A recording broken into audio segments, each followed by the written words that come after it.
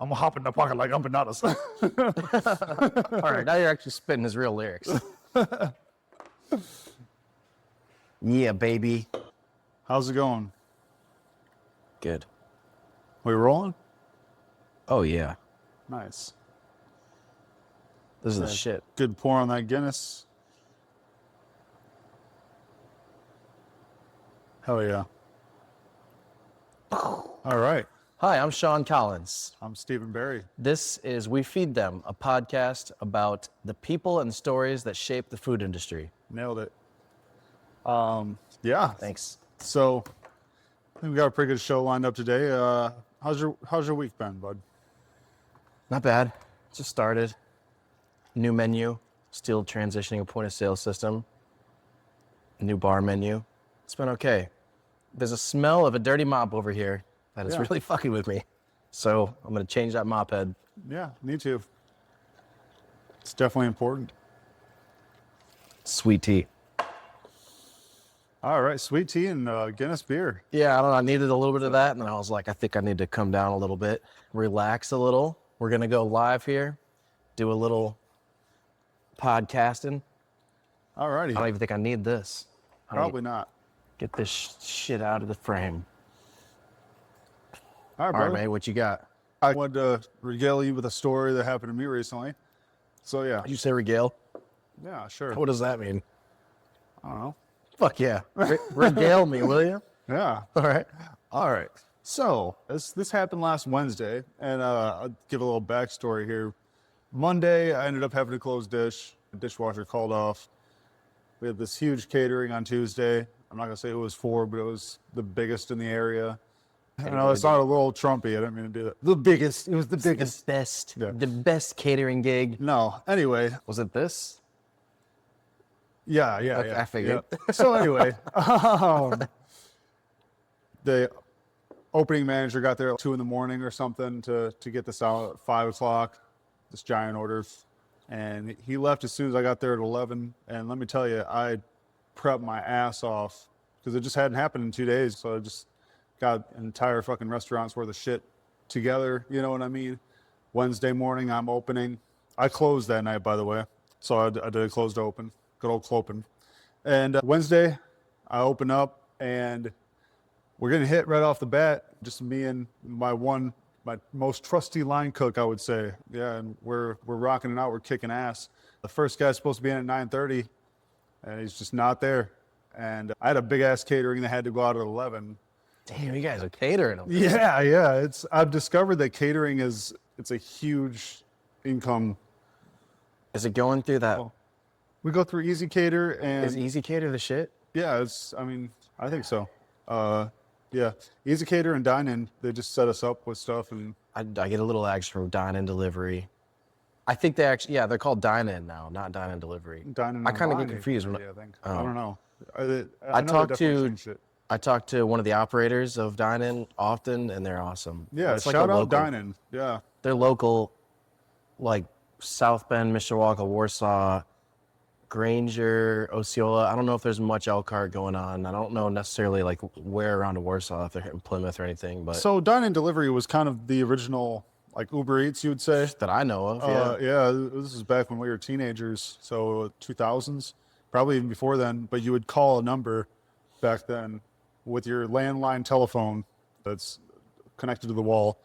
You would dial a number, and then they would go to Applebee's and pick you up. Yeah, they called order. Applebee's, place the order again Yeah. for a pickup, and then they would go pick it up and then bring it to you, and then they were just this middleman. But they've expanded a lot at this point. Do you remember when we used Dine-In when I moved to town? I think so, yeah. And we were smoking. We were like 19. And I don't know what this is. So we understood it well enough to know that I guess this works. And it was snowing outside, and we were hotboxing I do remember this, yes. my duplex, and the door knocks, and I'm toasty, Yeah. And this we is opened like the door. 18-year-old toasty, you know what I mean? This is like when you first started We getting probably high. just smoked like 2 blunts, Yeah. And then we opened the door, and then, hey, how does this work? Like a drug deal, but it was just food, And he was like, I've got some papers for you to sign. because I think we had to sign off on the receipt. Yeah. And he was like, "Can I come in? It's really cold," because it was snowing. Yeah, sure. But I was so embarrassed because, Yeah. and, you know, I You don't even want a remember how he acted. bush light? Or... Yeah, he came in and, okay, you guys ordered the pot stickers. Oh, 2 pot stickers. We're like, yep. And he goes, okay, here they are. And we ordered 4 hamburgers. Like, it was just this long list. Yep, okay, there it is. And yeah, anyways, they're cool. Well, and they're still around. They're just a little more advanced. So yeah, anyway, we're going through dining on this one, and it was another very large catering. It wasn't quite as large as the one before, but it was a good like 3 family size meal, like catering meals. Yeah. So my line cook actually is supposed to be there at 8:30. He shows up at 10. He was an hour and a half late.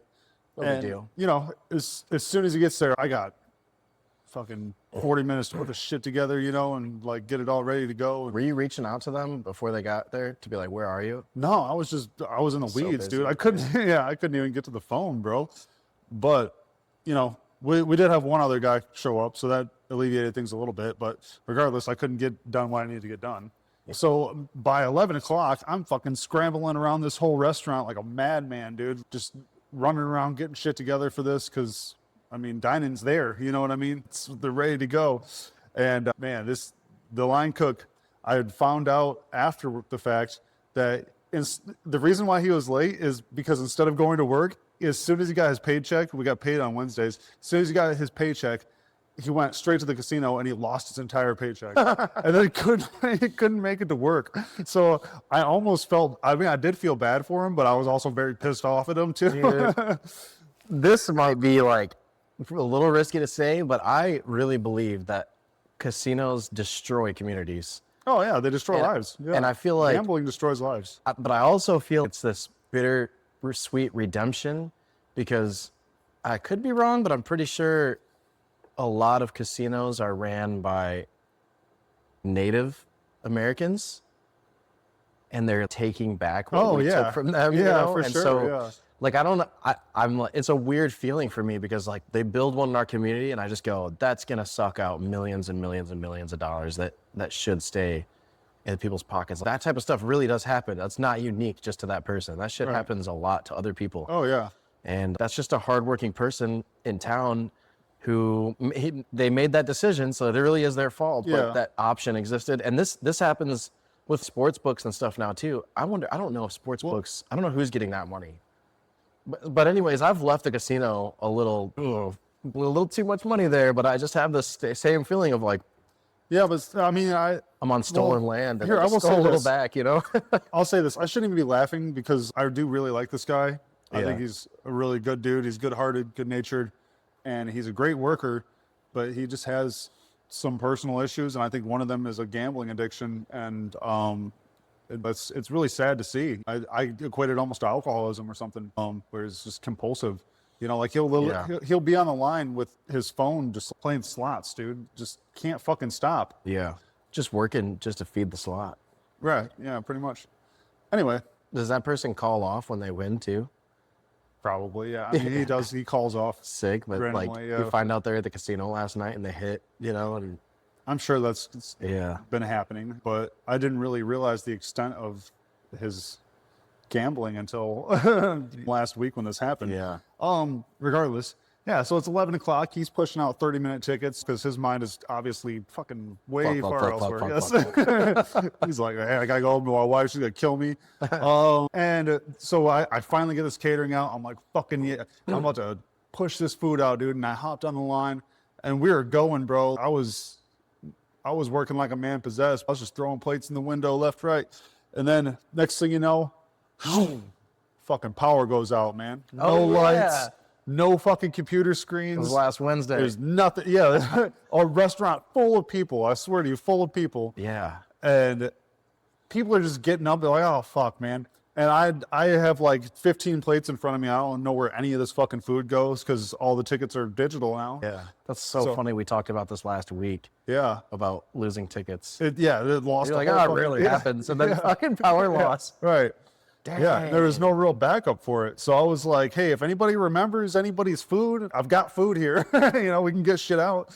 And we had a window full of plates that just ended up, well, one of the servers she didn't get the right food to the people, but there was still an A-top out there, and she was like, "Hey, we got all this food that we're just gonna throw away. You guys Yeah. want to sit in the dark and eat?" And then they did. And Yeah. I guess they kind of saved that person, that family's day or whatever. You know what I mean? I But feel like I'd be like, all right, listen, we're going to put a stack of to-go boxes there. You guys are all welcome to cycle through the kitchen, right, grab a few things, leave $10 in a bucket, and just go home. I don't know what else to tell you. Yeah. Like, yeah, this side of That was town wild. has, we've lost power in the middle of service probably like 3 or 4 times.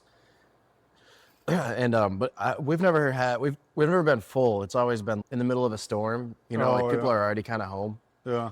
The one that happened last Wednesday, I don't remember if there was any foul weather. I feel like it just was like an outage. I don't remember. It was somehow a tree had fallen onto I heard that. transformer or something. I think. Something, yeah. Well, we had power and we were busy that night, and it was dope because I put in the group chat. I was like, "Hey, the other side of town lost power." I was gonna say you probably got a lot of business from Yeah. people that would have.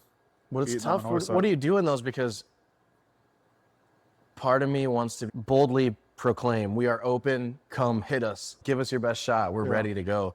But I didn't have it was a Wednesday. I didn't have a crew ready for that. Right. And so I just posted, listen, I posted something on Facebook. I was like, listen, the power's out. I know. You might find yourself at our restaurant and a little unexpectedly tonight. And if a bunch of you guys come, we're not ready.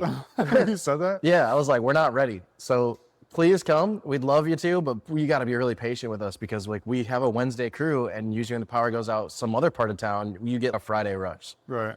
And I thought about asking the staff like who's willing to come work tonight so that we can get ready for what I think could possibly turn into a Friday style dinner service, but it was busy. It wasn't that busy. But it was right on the cusp of we almost couldn't handle it with who we had, but we made it.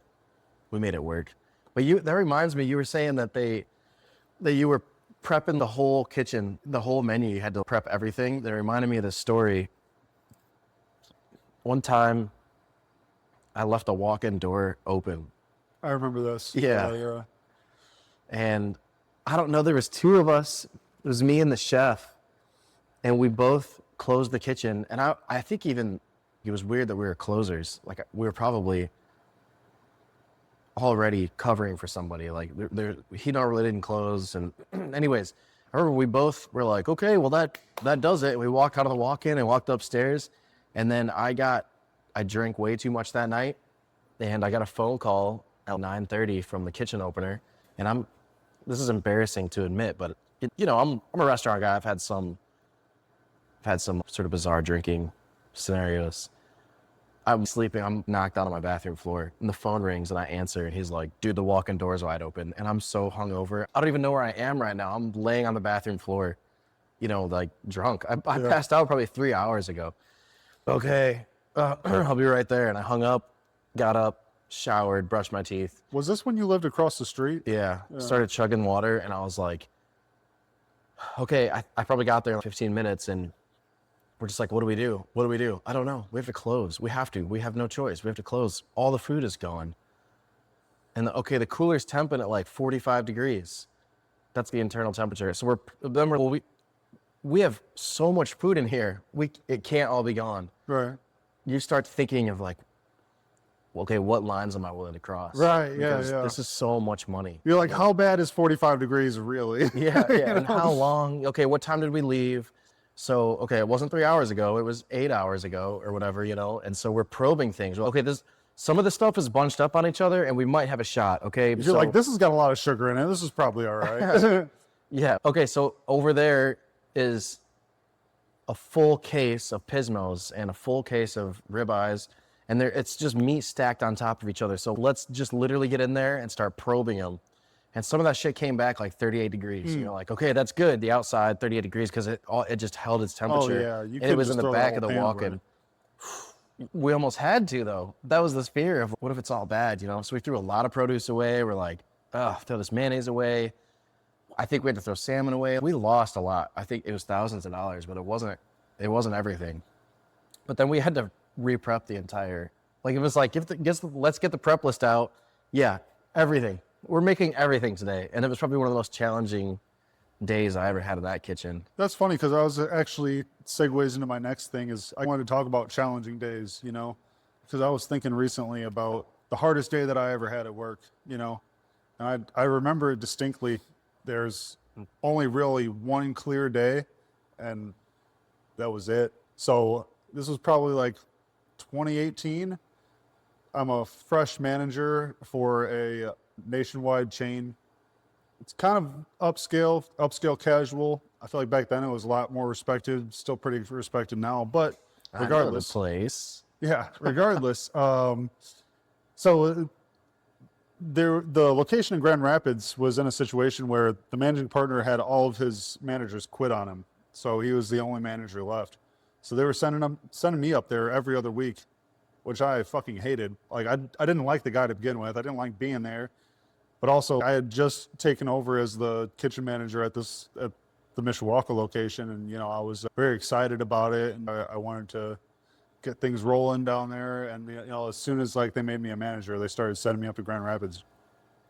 So I ended up having to be there for Mother's Day, and for whatever reason, be it understaffing, people calling off, it ended up just being me, and I think there were 3 other people there. That's a big place. Yeah, I don't know the Grand Rapids one, but I imagine it's big. Yeah, I think they probably did like $20,000 in sales that day. Like Mother's Day, it was always something like that. Way too much for 4 people to handle. Yeah. So we didn't even have a dishwasher to start. So the prep guy, I mean, as soon as it hit, like as soon as we opened, it just started flooding in, bro. And I literally remember like hour and a half tickets, might even been longer, and we were all just kind of like shell shocked. I don't think that I was even equipped to deal with that at that point in my career. Yeah. And I'm working with 2 other people that aren't even managers that clearly are not equipped. And then we ended up having to swing the prep person over to dish, and we're just sitting there getting fucked, man. Like it felt like it was never going to end. Yeah. And then finally, so I think they opened at 10 o'clock, and I think around like 1 o'clock, longest 3 hours of my life, dude. And around 1 o'clock, other people started coming in. All right, man. So we're finally getting a little bit of relief. But then, since we had no prep person, we had to fucking prep the entire restaurant's worth of goods. We had to prep the whole menu, basically. Yeah, it was so. I mean, I was there for a good 12 hours at least, probably longer, and it was a nightmare, dude. It was. What do you think like the customer experience was? Probably terrible. Really? But I mean, I don't know, because a lot of times on Mother's Day, people are just happy to be with each other, and like they're trying to make the best out of their experience, and they're just, at least we're with mom and all that. I think that I don't know why mom likes this place. right, yeah, that's what it is. Yeah, told you we should have went to. Dude, I had one when I was a teenager. It was Valentine's Day, I'm pretty sure, and I don't remember how many seats were in this restaurant. Let me see if I can visualize it real quick. I don't know. I'm going to sit here and count for 5 minutes in my head. It's been a long time. It was a big restaurant. I think probably between 150 and 200 seats. It was the first place I ever cooked. Oh, okay. Yeah, I know. And I know where it is. the first Valentine's Day that I was a cook, I think I was 16 or 17, and I was on a line with 4 other guys. It was tough. The second Valentine's Day I worked, I was alone in the same restaurant. And it was something had happened, like, the place had a really bad turnover, and that's kind of how I ended up having any opportunities there, because I wasn't really ready. But they were like, well, he's willing, so we're just going to put him in. But I worked alone. And I couldn't handle that at all. I couldn't imagine putting a teenager in that situation. Yeah. I don't even remember. Dude, if the food went out good, I can't imagine how. And then we were doing things that aren't even normally on the menu, filet and lobster. And we offered fillets there, but we rarely even cooked one because it wasn't good. It was the fucking filet that you cut open with a little paring knife, and you know what I'm saying? From the just imagining teenage you just like, I don't even know what a filet mignon was. The really. lobster tails aren't even cut. How do you cut a lobster tail? Yeah, I mean, no, I knew how to dress a lobster tail, but I was like, I wish I would have known some things, because we were running out of time, or I was running out of time, and I'm taking shears and cutting the back, and I'm pulling the meat out and dressing it up real nice. Right. And if that happened to me at this age, I would know. I would probably just literally cut the lobster tail in half and be like, we're serving it like this, okay? Right. Then it's gonna look fine, and I have 50 fucking tickets hanging, and I'm alone. So You know, this is what we're going to do. Right. And yeah, I just remember it was like that kitchen it was a very long line as also. And so we had ribeye, we had pastas, we had like French dips and burgers and quesadillas, everything, man. It was this old school place, you know, Reuben's. And I think it went better than anybody expected, including me. Especially looking back, I can't believe I fucking pulled that off. I'm sure the food sucked, but I don't remember anything coming back. And maybe they were all out there going, "We're so sorry. We put a fucking high schooler, and he's back there alone." You know, like the dishwashers were just staring at me, watching me drown. You know, they didn't know how to help, and I didn't know how to ask for help because I didn't know what I could even tell them to do. I didn't know what I was doing myself. But I want to say that one of the owners, they were pretty straight edge, I guess you would say. I want to say at the end of it, one of the owners was like, "I think I should give you a beer." And I was like, "Yeah, you nailed it." You know, I mean, granted, I'm sure I didn't nail it. I was gonna say that's one of those nights where at the end everybody's just trying to give you that encouraging way to go slugger type shit, and like in your head you just kind of know that they're full of shit. You're like, no, there's no way, dude. I still try to be honest though. I still feel like it really probably went better than anyone expected. Like I think that they were genuinely all right. Well, we didn't. The kitchen didn't catch on fire. Like we actually served everybody who came. Nobody in. walked out. Yeah. And it was all handwritten tickets. We might have had some walkouts. I mean, I wouldn't be surprised. Yeah. That was the most intense feeling of how do I handle this? And I didn't have any of the coping mechanisms that come with experience on a line that I have today, that I will have more 10 years from now. Right. Yeah, that was crazy. That was probably one of the toughest days that I can think of. And there was another one at a country club where somebody said they had a gluten allergy. And so we set up a gluten-safe kitchen in the office, and we prepared. It was a bride. I want to say it was a bride. I could be wrong, but it was one of the most important. It was like the host. I'm pretty sure it was a bride. I think it was a wedding. So this whole buffet for like 100 people, and then the bride was gluten-free. So yeah, we set up a gluten-free kitchen to prepare her a scratch meal and 3 courses or something. And we had to work overnight, and it was one of those times when I didn't come home. It was like a 48-hour shift, you know, and I might have slept 1 hour in the locker room, and then I would just shower in the members' lockers, and then we just kept going, fucking cut myself, falling asleep, like just insane, difficult. I'm never doing this again. I don't even know why I'm doing this now. I should walk out. I remember you coming home because we were roommates at the time, and you would come home after. I mean, you had a couple shifts like that, and I did. I just remember thinking, why does he not quit? Which I mean, eventually, because I started it. I can't remember if you quit or you got fired, but I remember there was a pretty mutual, like you and was it the chef that were just kind of like, I mean, you guys were both working like the fucking 90-hour weeks and shit, you know. So I mean, eventually, we were sleeping there a lot. Yeah. But yeah, I remember you guys just kind of butting heads at one point, and I mean, it obviously was not that is not sustainable. We didn't have the same. It didn't make sense to me because to me, I was like, why are we doing this? We shouldn't be doing this. We should have said, no, we can't accommodate. Or if we have to make pies tomorrow, I don't think that we need to sit here and make 20 pie shells from scratch because there's only 5 of us in this kitchen and we're supposed to have 12, you know, we're understaffed. And so we're doing these insane hours. And so that's where the rifts kind of began between me and him, is he was like, we must cook everything from scratch. And I was like, at what cost? Right. Because it feels like my life and yours, you know. Yeah, and your pie crust recipe is not that good. It tastes like boxed, like it's perfect, impressive, but I couldn't tell the difference between that and boxed pie crust. And you know what? As long as it tastes good, nobody's gonna give a shit. Yeah, I mean, I'm all for, you know, I get where he's coming from, but like, we gotta have a staff for it, and you know, we gotta do. Well, okay, so what happened though? It was one of those, and we're just unbelievable. It's almost over. And in that kitchen, we did have enough dishwashers that at times when it was like that, we could be like, hey, as soon as this food's out, I'm fucking leaving, okay? And you guys can go clean everything up. And they'd be like, yeah, no problem, we got you. Because there was like 4 of them, and they just came in, they're fresh. They realized that we were sleeping there and shit. So we're about to finish it up. We're taking the last food out. The last thing to do is take her second course of this gluten-free specialty meal to her, which is the reason we took extra time. because it took probably Right. 8 hours of preparing this just for her, you know, if you put it all together. Mhm. And we go out, and she was eating off the buffet.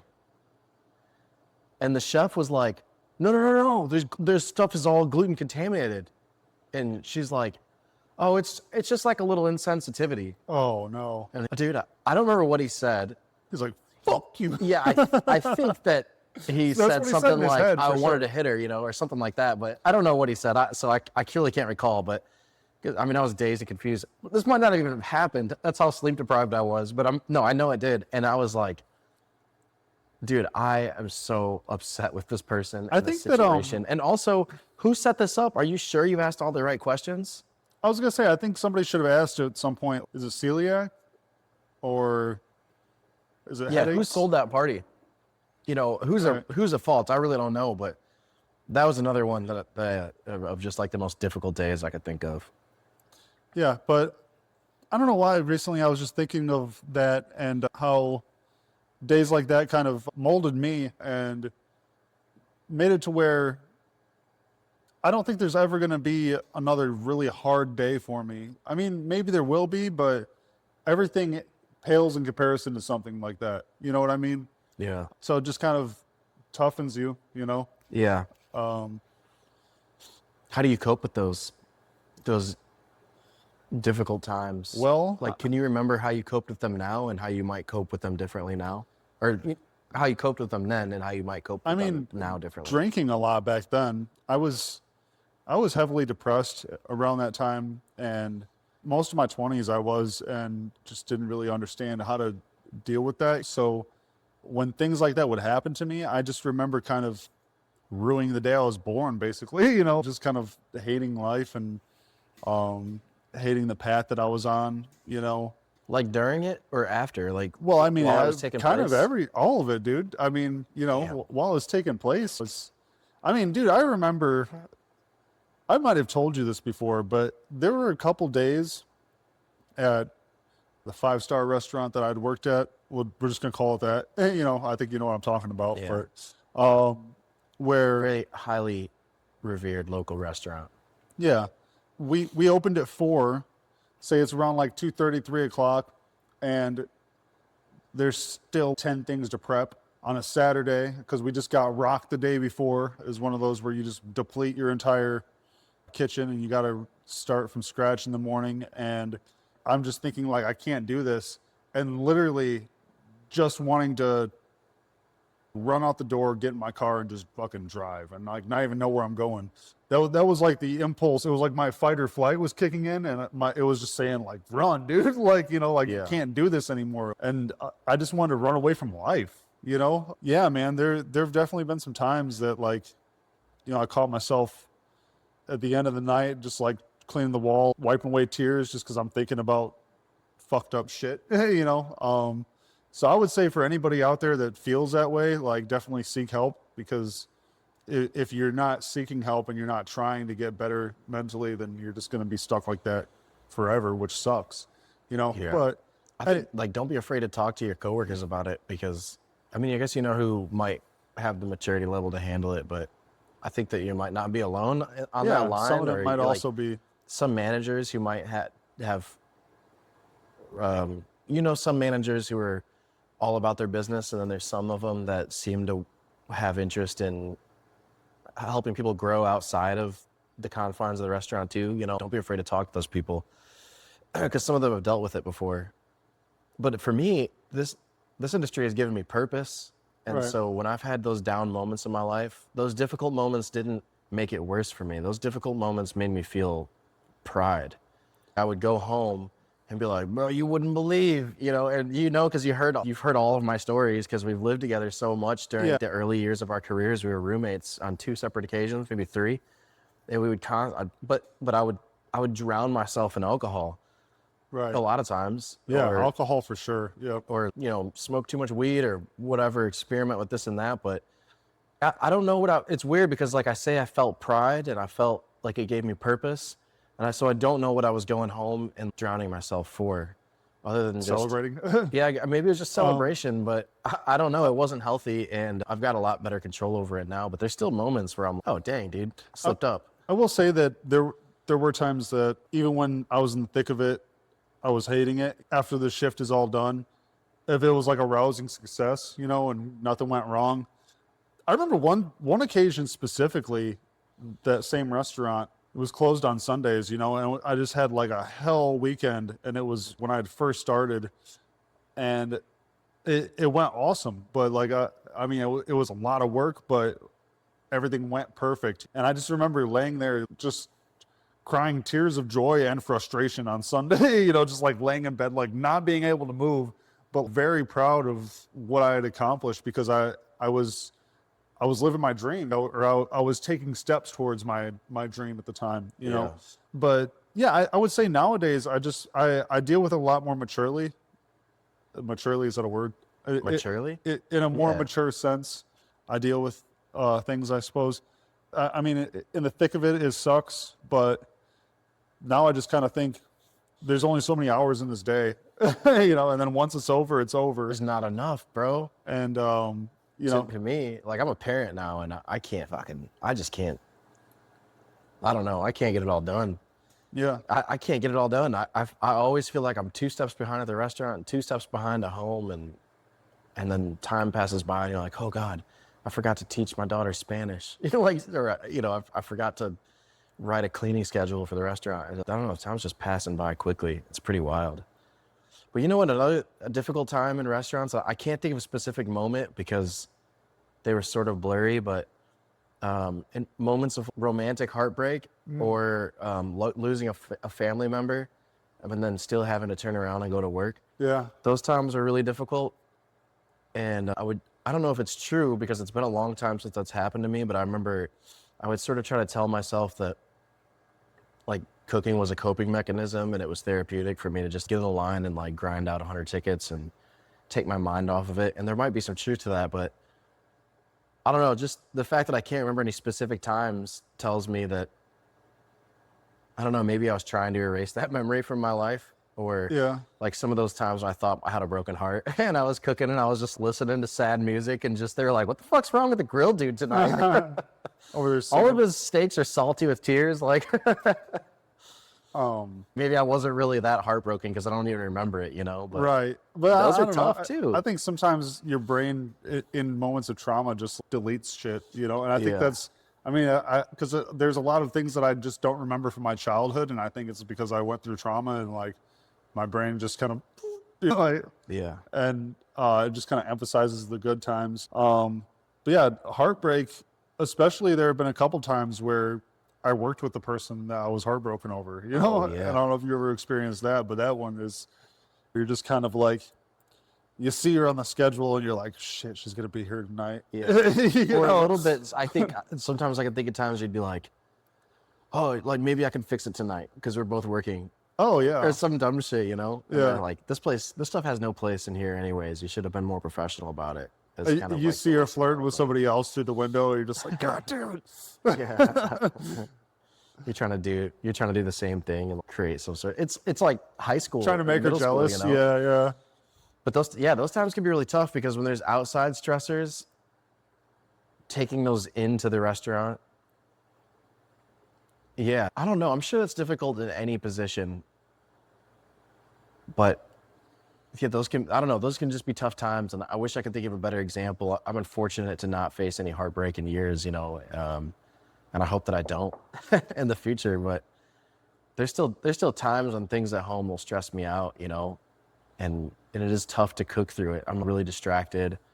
It's tough to manage through. I'm just loose, you know. People are like, this customer's upset, da da da. And I'll be like, just let them write a shitty review and give them 50% off. I don't know, man. I really Right. don't. I don't know. Just recently, I had a day where I was really tired. So it wasn't necessarily an emotional issue, but I was just so tired. I'd worked a long day. And somebody was like, there's a person out here who has never been here before and they really want to meet you. And I was like, no. What? No. Come on. They really want to meet you. They loved everything. They want to write a review. And I was like, then just tell them to write a review. Like, I don't take a star away because I won't come out of the fucking kitchen and bow down, you know, and kiss the ring. Like, that's how I felt, you know? And I Yeah. didn't go out. I just kept working. I was like, I'm not doing that shit. Yeah. I mean, you're only human though, you know, like, Yeah. Sometimes all the have our people limits. demand of you, you belong to them. It's Right. kind of tough. Yeah, I can't really imagine that as far as just being an owner and operator, you know. Well, you've been a It's a little different. bartender, and you know, that's probably the tougher thing is when you have some sort of stressor in your life, and then you have to go be on the service side of things. Right, yeah, and smile on people's faces. And, Yeah. Yeah. Just fucking call off, dude. I'm not doing this, you know. Oh, yeah. I mean, I also have, I guess, what they would call an honest face, I think, you know. So, Is that what they would call that?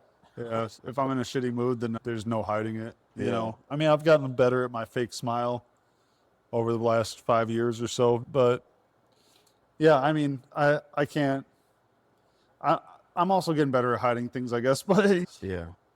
yeah, well, I mean, obviously, you know, I've gone through heartbreak recently, and that one really fucked me up because it was the longest relationship in my life, you know, and I was just kind of at first when I was first in the thick of it, I was like snapping at people at work, you know, and I was very short-tempered for a few weeks until eventually my boss pulled me aside and he was just kind of like, what's going on, man? You know, That really happened? yeah, it did. Yeah. And I was honest with him. I was just like, man, I'm just like stressed out and I'm depressed. And I mean, I'm not handling life very well right now. And it's obviously spilling over into work. And it made me realize that it's not the type of person that I want to be. You know what I mean? Yeah. I just don't want to be somebody that people don't want to be around, you know? So I started taking a mood stabilizer, which has helped me out immensely. And Will you name that in case other people want to? yeah. So I'm taking, actually, this is pretty important, I think, because I don't have insurance. And it's called SAM-E. SAM-E is short for some long name, but basically it's a chemical that already exists within our brains that helps to regulate like serotonin and dopamine. And I believe, I mean, I've not been to a doctor, but I can just tell that I think I have serotonin issues in my brain, you know? But yeah, I would say if you're not depressed, then maybe be careful with it because I think that it could like overload you on serotonin and cause issues in the opposite direction. But for me, somebody who's been, you know, depressed for his entire life basically and just hadn't really been able to figure it out, it's been great. I take two pills a day, and I picked it up at Meijer. It's like I think I paid $60, but I got 2 boxes, so it's pretty much like a couple months worth. So really, when you rationalize it like that, $30 a month. Yeah. About. you know, and there are other avenues too. I believe that you can kind of find off brands, generics and stuff. But Yeah. you know, Steve is not a doctor, by the way. I'm not. No. And so yeah. these opinions have not been evaluated by the Food and Drug Administration. Right. Yeah. It's just my own personal No, experience. but there's a lot. If you look it up, if you search SAM-E, there's definitely, because I did when you told me that you were taking them, like, Right. and you were having positive results. There's a fair amount of info out there that you can do your own research and make your own decision on it. But yeah, I know that this is like your second time using it, and you had good results both times. Yeah, and even better this time because so this is another thing too. If you look into it, you'll find this. You take vitamin B with it as well because for some reason vitamin B just like kind of enacts it and makes it work better. So yeah, in the morning I'll take one with a vitamin B supplement and an allergy pill. That's my morning ritual every day when I get up. And then halfway through the day, if I start having like negative thoughts that are dwelling in my mind, I'll take another one and like it just works. Quick? You know? Or does it take like a week to Oh set no, in or it's something? well. I think that initially it takes a few days. It takes a few days, like of repeated use to kind of start to set in. But now it's at the point where I can tell when I'm starting to slip, and I take one, and like 10 minutes later, I feel great. Now I honestly don't know how much of it is like placebo or how much of it is like actually what it working. You know, but it works for me. Yeah. Don't. Oh, did you hear that? I was like, what is that The noise? ice drop? Yeah, Yeah. it was ice. Yeah, if it's a placebo, don't research too hard because you don't want to like ruin what's Right, yeah, working, yeah. you know? Yeah. But if a placebo works, is it really a placebo? Right. It's like that's the question. I feel like there's got to be more to it than that, but Yeah, I think that there's a lot of other methods of therapy that aren't really explored. there's a lot of people in this industry who are taking pharmaceuticals and they don't have insurance, and that can be so difficult because like okay, if you have a diagnosis and you probably forked out like $120 to get in front of a doctor and get that diagnosis, and that's a lot. At least, yeah. Most people in the restaurant industry, which is what we know most about the food industry, most people in the restaurant industry do not have insurance. It's very few and far between. And then if work provides it, that's even less likely. I would say most people who have insurance in this industry, it's probably because they are still on their parents' insurance and they're young. There was a law that went into effect in like 2009, I think. Right. That you can keep your parents' insurance until you're 25. Or maybe they're married to somebody who has a job that provides insurance to their spouse, but it's just so rare. And so let's say you drop $120 or so to get in front of a doctor, get a diagnosis, and then, you go get medication. It's a journey to go on to try to deal with depression or anxiety or ADD or whatever it is that's affecting you. But it's like a necessity for some people. Well, it's not like a necessity. It is a necessity for some people to figure out how to get a cure. Or they're just spinning in circles. Like some people I know are on medication and then it's not working and then they stop, but they already blew their one chance financially to get in front of a doctor. They can't get back. Like you don't make enough money to go back and get in front of a doctor again. It's not thought out. So anybody who gets medication for mental health issues, who's short on money, which is a big thing in this industry, is it's just a sped up process that's not thought out. They're not actually getting properly evaluated. Right. And so sometimes those home remedies can be more powerful, and maybe even for long term, honestly. Maybe Sammy is better long term than, I can't think of an antidepressant medication. Yeah, and one thing that drew me to it was that it is a naturally occurring substance in the brain. Yeah. Because I don't know, I've always been kind of leery about pharmaceuticals. I used to, I dabbled with them in my youth, just kind of experimenting with drugs, but also like kind of have a bad history of it with my mom and stuff, of her abuse. And it's just, I've always been leery of what I put into my body, and it eases my mind a little bit to know that it's something that's natural, Yeah. I think that there's some of the things I've never explored, but I've always been curious about is guided meditation. I mean, I've tried to meditate myself, but it's not really guided, and I think that it might be more powerful if it's guided. Or maybe like yoga classes or something. Spiritual things where maybe just diving into your religion and making spiritual connections through faith can sometimes help heal those things, because it gives people purpose and it brings them into a community. What else is there? Like, what other things can be done that don't require just going straight to a doctor? Right. Probably some of it's just like improving your healthy lifestyles. Yeah. Which not like I'm fucking poster child for that. Like I just poured a perfect Guinness at the beginning of this podcast and it was delicious. But, cut back on drinking, cut back on nicotine, cut back on caffeine, cut back on THC, cut back on junk food. Those things they make positive impacts on your spirit. Food is a big one that I think people kind of overlook because it's so easy nowadays. I mean, fast food, obviously, junk food and frozen food, but that shit doesn't have the things in it that your body needs. And I think not feeding your brain, I don't think. Right, it's not feeding your brain, and it's making you sluggish. And so I would say eating right. I mean, as fucking corny as it sounds, I know it's good. It sounds corny in my head, so I can't even imagine how much more corny it's going to sound coming out of my mouth. But here it is. Diet and exercise, dude. Oh, yeah. Diet and exercise is like the cornerstone of just having a healthy mind, I think, Yeah. In moments where I've focused on better eating or exercise, I've found mental clarity, and I guess I can't really recall, I didn't log it. I can't really recall how I was feeling emotionally, but I felt more clear-minded and higher energy levels and stuff.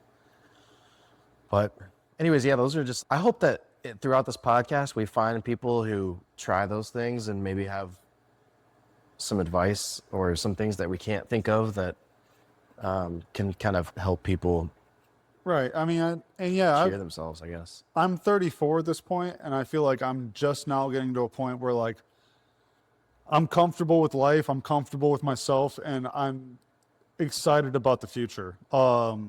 So I completely understand and relate to any younger person, or I mean, older person. I mean, your age doesn't really matter, but to me, it was just like when I was younger and I just had endorphins and testosterone, and my libido was going crazy, and all of this on top of Yeah, depression. like a 6-inch frying pan, like whatever it takes to get through. Yeah, right. You just have like a lot bouncing around in your brain, but I think it's just important to focus on being healthy. It's just something that I wish that I would have done when I was younger, but now I'm just kind of getting around to. It's So. something that I wish could be more consistent with now. Like, I mean, I've had some success personally recently, but I wish that I could continue it. I struggle with it a little bit. Hey, do you have a thing? I heard about your thing. How'd you hear about it? It was on a podcast, actually. Oh, wow. That's a great way to hear about your thing. Yeah. Do you want to tell people about your thing? We could talk about your thing all day. Put your thing wherever you want it. We're going to make your thing so big. It's possible. Right now, your thing is kind of small, but you buy some ad time on our podcast, and I promise you, your thing is going to be massive. A great opportunity. Everybody's going to be talking about your thing. Reach out to us on our Facebook page and show us your thing. I definitely think that you should. Okay. What's up? I don't know what we're going to call this. I'm just going to give you like a speed round of this or that's. Sure. This or that. This or that. All right, ready? Yeah. Try not to think about it. Okay. Okay. Bartender or fry cook? As in what I want to be? Yeah. A bartender. Don't think about the money. Bartender. Okay. One hot dog topping to rule them all. Mustard. Yellow? No, I would say probably stone ground or Dijon. You must wear a tuxedo one size too small or a perfect fitted Speedo. To the BMV. To the BMV? To the mall. I don't know. Just somewhere public. Well, hell. Hell. In public, I think I'd probably have to go with the tuxedo. French fries or fresh chips? Give me some French fries. Chicken wings. Breaded or naked? Breaded. Ribeye temp. Ribeye. Let's go medium on ribeye. Best genre of music for dining room ambiance? I don't know, man. Lo-fi beats to relax / study Yeah, to. I fuck with that. Open or close? What? You want to Oh, open? do I or want to open or close like Yeah. a restaurant? Yeah. Man, open. You're an opener? Yeah, I think so. You identify with openers? Like in general? Yeah, I've done a lot of both. And I feel close at it, like in my soul. But I've done a lot of both. I've had like jobs where I am primary opener, but anytime I'm a closer, I don't even think I'm a good closer. I think I'm actually a better opener, honestly. I feel like I'm organized in the day and I know what needs to be done to get the night crew ready. And I'm generally good at it if I'm focused. And as a closer, my mindset is a lot different. It's like, let's sell out these tickets. And then if there's a couple things to help the opening guy get done, then maybe if I'm a kitchen person, if there's a couple things I need to get done to help the opener out, then I'll do a couple things just to throw him a bone and make him think that I'm trying to be a team player. And then my actual cleaning routine, I find is lacking. If I'm the closer somewhere for months, I'm like, dang, dude, there's like a lot of buildup under that fryer, and it's kind of on me. But I still feel it in my soul that I'm a closer, you know? it's night owl, bro. Yeah, I have a hard time going to sleep at normal hours. I did have one other thing I just remembered. I don't Okay. know why I skipped over it when I looked at the list there, but man, I just want to take a brief moment to say how much I appreciate and respect the dishwashers of the world. because, okay, I'll tell you what led me to this. I got two guys. Get a dishwasher call off. Yeah, me too. Yeah, well, I mean, that did happen. But no, I got two guys at work that they're both kind of fighting over the fry salad position. And neither of them wants to be the dishwasher. But one of them, I feel like, has got to be. Like somebody's got to be. I mean, I guess we'll eventually just hire somebody new. But I feel like neither of them are like very good at line cooking. Yeah. They're not particularly talented. They're not good closers, but they're pretty. I mean, one of them is actually really good at dish. The other one is, I don't know. He just kind of sucks, man. I think I might end up having to get rid of him. We'll see how it goes. Regardless, it's just kind of crazy to me that, to me, dishwashing is honestly one of the most important jobs in the entire kitchen. Because, I mean, without that, you don't have plates. You don't have stuff to put the food in. Yeah. But it's a whole cycle. Like, right. How do you pick the most important position? I'm debating the dishwasher is not it. What would you think the most important position is? Sorry. I think they're so equal. Like, that's how I feel about it. It's I love all my children equally. No, I just mean none of it works if one piece of it is One not. doesn't work. Yeah. It's a cycle, which is sort of the redundancy and frustration of some of workers in the food industry too, is like, it's over and over and over. But I don't know, like a really good dishwasher, because you feel like, hey, I could just replace this person. Not like, oh, just get them out of here and replace them. But sometimes they'll leave, or you bump them up to another position, and you're like, I'm not gonna have a hard time replacing them. I might have a hard time replacing my closer or opener or whatever. But a really good dishwasher frees up time and it takes initiative in just cleaning facilities in general. Right. And I think that dishwasher is worth getting paid more. For sure. Yeah. If it's somebody that's really, really good at it and they want to move up to a new position just because they want more money, then sometimes it's like, maybe I should give you more money to do this, because you're going to go do this and you might be kind of flippy floppy on salads. And then I'm going to bring somebody in who definitely is not going to clean the facilities like you do. Right. So does that make sense to do that? I don't know. I love the dishwashers that are like, I'm not afraid to ask them to portion some stuff in the middle of service. But like, bro, we messed up. I need you to portion this. And they're like, okay, no problem. Right. And go get this. Okay, no problem. And then you're like, where's the dishwasher? Well, he's probably bleaching the fucking, like, the concrete around the dumpster or something. Right. Like just constantly doing things that but other people don't have time for. Does anybody work like that anymore?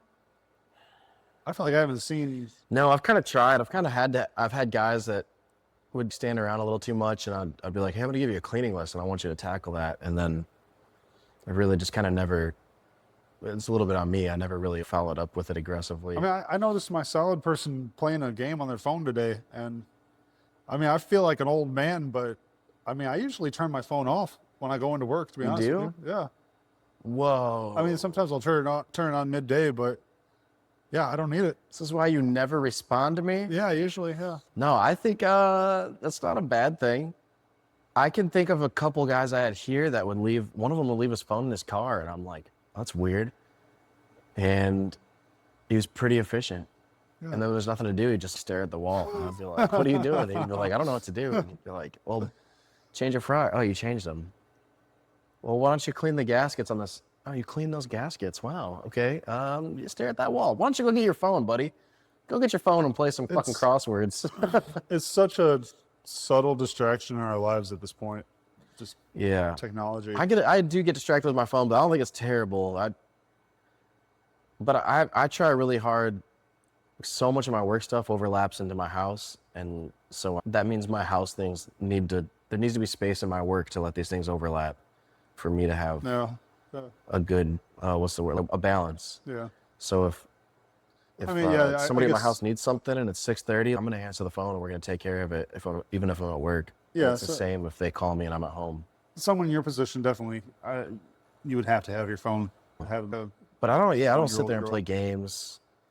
I might get caught up in social media, or maybe I'm trying to post, or I'm answering emails, and there might be times where I appear to be tuned out. But yeah, usually I'm really doing shit that I need to do. Yeah, sometimes I do need my phone at work, just for work, purposes. But I know there have been times in my life where I just kind of walked around looking at my phone, and I mean, nobody was fucking texting me.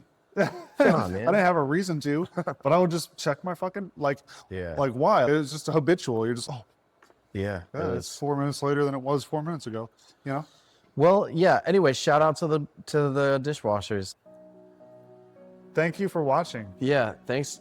Thanks for watching or listening. And we have a lot planned. We have a lot not planned. That we don't really know where it's gonna go, but I think that we're excited. Yeah, we are excited for it. And sponsorship opportunities available. Reach out to us on our Facebook Messenger. And what else we got? Yeah, follow us, like us, love us. Do all Comment. the things. Yeah, help us get this rolling. It's not like it's your obligation or anything. Feels like an expectation. I'm expecting you personally to do a lot about this podcast. Yeah, we're gonna need you to share this twice a day. Well, I don't know. Yeah, I guess we're just trying to be real. We don't really know where this is going, but yeah, just having fun. we hope that we can help people feel any outlandish feelings. They're not alone. There's other people who experience extreme highs and lows in this industry, which is really the only industry we can speak on because that's what we have done our whole lives. We hope that we can help find coping mechanisms for ourselves by learning from you and our guests. We also hope that we can find a way to be charitable. Yeah. Yeah, That's definitely a goal of ours. I mean, we got to get money going to give. I would love for this to blossom into a community, you know, and I can see it coming, but we need you guys' help and support. So yeah, if you liked it, share it, and tell a friend about us. That's all we're really looking for at this point, you know, but If you have any recommendations, don't tell us because it'll hurt our feelings. So yes. just take this as it is. Gosh darn it. You know what? Send an email to, what's the email address? I don't have an email set up yet. You know what? He's going to set up an email, and when he does, I'll edit it over. Send an email to. use AI. I would never.